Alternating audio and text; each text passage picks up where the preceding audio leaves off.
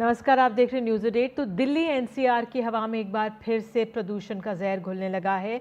AQI 400 पार पहुंच चुका है। इसे देखते हुए दिल्ली एनसीआर में ग्रैप 4 लागू किया गया। आज दोपहर 433 AQI था और इससे पहले ये हालात 23 नवंबर को हुए थे जब AQI 412 था। विशेषज्ञों के अनुसार हवा की रफ्तार में कमी की वजह से ये हालात बने हैं। संभावना है कि गंभीर श्रेणी जैसे हालात अगले 2 दिन तक बने रह सकते हैं। तो फिलहाल ग्रैप 4 की पाबंदियों को लागू कर दिया गया है। हमारे साथ हमारे सहयोगी पल्लव मिश्रा, हिमांशु शेखर, प्रेरणा शर्मा मौजूद हैं। सबसे पहले अगर हम हिमांशु के पास चलते हैं, हिमांशु आप बताइए, ये एक बिल्कुल घातक स्थिति दिल्ली और एनसीआर के लोगों के लिए बन रही है। क्या और संकेत मिल रहे हैं 2 दिन तक, और क्या जानकारी है आपके पास? देखिए, सुप्रीम कोर्ट ने प्रदूषण पर बहुत ही सख्त स्टैंड लिया है और इसको देखते हुए ही जो ग्रैप 4 रीइम्पोज किया गया है, स्थिति पर नज़र रखी जा रही है। जैसा कि विशेषज्ञों का अनुमान है कि अगले 2 दिन तक जो प्रदूषण का लेवल है, AQI है, वो सीवियर कैटेगरी में बना रह सकता है।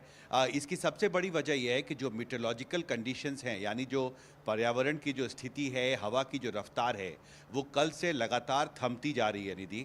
और हवा की रफ्तार में अगले 2 दिन और कोई बदलाव होने की उम्मीद नहीं है और इसी को देखते हुए ये उम्मीद की जा रही है कि अगले 2 दिन तक कम से कम जो सख्ती है ग्रैप 4 के तहत जो कंडीशंस होते हैं, उसको लगाए रखना जनहित में बेहद ज़रूरी होगा। क्योंकि पिछले 3 हफ्ते में कुछ राहत लोगों को मिली थी, लेकिन अब फिर से एक तरफ प्रदूषण बढ़ रहा है और दूसरी तरफ जो पर्यावरण, जो मीटरोलॉजिकल कंडीशन है नेशनल कैपिटल टेरिटरी में, वो उसकी में जो बदलाव हुआ है उसकी वजह से हवा की रफ्तार थम गई है और इसलिए प्रदूषण का जो संकट है वो 2 दिन और बना रहेगा। उसके बाद हालात की समीक्षा करने के बाद फिर आगे तय होगा कि क्या इसमें कोई राहत देने की जरूरत है या नहीं। बिल्कुल, राजीव रंजन भी हमारे साथ जुड़ गए। राजीव, व्हीकल्स के मूवमेंट को रिस्ट्रिक्ट किया जा रहा है, बॉर्डर पर भी तैनाती देखी गई है, क्या डिटेल्स आपके पास? बिल्कुल रिस्ट्रिक्ट किया जा रहा है कि चूंकि हालत ऐसी हो गई है, दिल्ली का जो पॉल्यूशन लेवल है, AQ लेवल जिसको कहते हैं, वो 400 के पार चला गया और यही वजह है कि BS3 पेट्रोल और BS4 डीजल के व्हीकल पर बाकायदा जो दिल्ली NCR है वहां प्रतिबंध लगा दिया गया है कि ये गाड़ियां जो है चूंकि प्रदूषण ज्यादा फैलाती, ये नहीं आ सकती, लेकिन इसके जो दिव्यांग लोग हैं उनको छूट दी गई है। और अगर कोई जो है ये गाड़ी जो लेकर आएगा जो है उस पर 20,000 की फाइन लगाया जाएगा।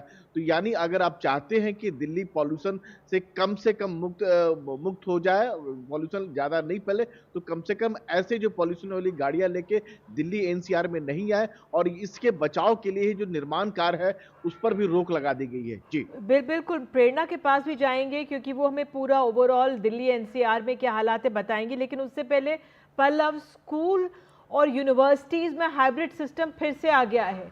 क्या जानकारी आप अभी दर्शकों को देंगे जिनके बच्चे स्कूल जाते हैं या यूनिवर्सिटीज में जा रहे हैं? देखिए दीदी, इसमें कोई दो राय नहीं है कि ग्रैप 4 लागू होने के बाद जिस तरीके से स्थिति हो गई है उसको देखते हुए तमाम स्कूल्स हैं दिल्ली NCR के, गाजियाबाद, नोएडा, गुरुग्राम, दिल्ली, तमाम फरीदाबाद, वहाँ पे जो है हाइब्रिड मोड में क्लास लाने का जो है एक कंपल्सरी निर्देश दे दिया गया है। हालांकि जब ग्रैप 3 लागू था तब से ही क्लास 5 तक के बच्चों को जो है ऑनलाइन क्लासेस पढ़ाया जाता, लेकिन जब से ये लागू हुआ उसके बाद क्लास 6 से 9th और 11th तक जो है हाइब्रिड मोड में जो है क्लासेस स्कूल्स में चल रही हैं। हालांकि 10th और 12th को लेकर जो है वो स्कूल फैसला छोड़ दिया गया है, लेकिन जो विश्वविद्यालय हैं, चाहे JNU हो, दिल्ली विश्वविद्यालय हो, वहां पे अभी इसको लेकर कोई ऐसी गाइडलाइन नहीं है क्योंकि तमाम दिसंबर का महीना है और तमाम क्योंकि सेमेस्टर प्रक्रिया लागू है, तो दिसंबर में आमतौर पे विश्वविद्यालय में एग्जाम चलते हैं, सेमेस्टर एग्जाम चलते हैं, तो वैसे भी जो छात्रों की जो उपस्थिति होती है वो कम होती है। तो ऐसे में वहाँ उसको लेकर अभी कोई ऐसा सर्कुलर नहीं आया है, लेकिन एग्जाम चल रहा है तो बच्चे वहाँ कम मौजूद रहेंगे, तो उसको लेकर जो है अभी कोई नियम नहीं आया। लेकिन जो स्कूल्स हैं खासकर जो दिल्ली NCR के, वहाँ जो है एकदम सख्ती से इस निर्देश को पालन करने को कह दिया गया है और साफ तौर पे कहा गया है कि क्लास 6 से 9th और 11th यहाँ पे हाइब्रिड मोड में क्लास चलेंगी, यानी ऑनलाइन ऑफलाइन का दोनों का विकल्प होगा। ये पेरेंट्स पर भी निर्भर कर सकता है कि वो अपने बच्चों को किस तरह से स्कूल भेजना चाहते हैं, लेकिन स्थिति बिगड़ने के बाद से जो ये नियम लागू किए गए उसको स्कूल को लेकर साफ तौर पर कहा गया कि आपको इन नियमों का पालन करना है। निधि, बिल्कुल।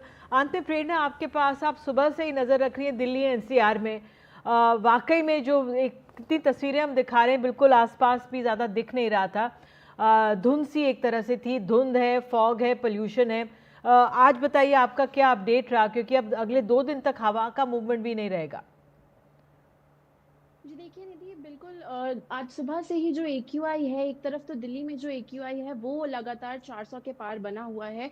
और अगर बात करें NCR के इलाकों की, तो NCR के इलाकों में चाहे वो नोएडा हो, गुरुग्राम हो, गाजियाबाद हो, सभी इलाकों में जो AQI है वो 400 के आसपास ही देखा गया है। इस वक्त मैं नोएडा में मौजूद हूँ और अगर यहाँ के AQI की बात बताऊं तो अभी जो AQI है वो 381 है।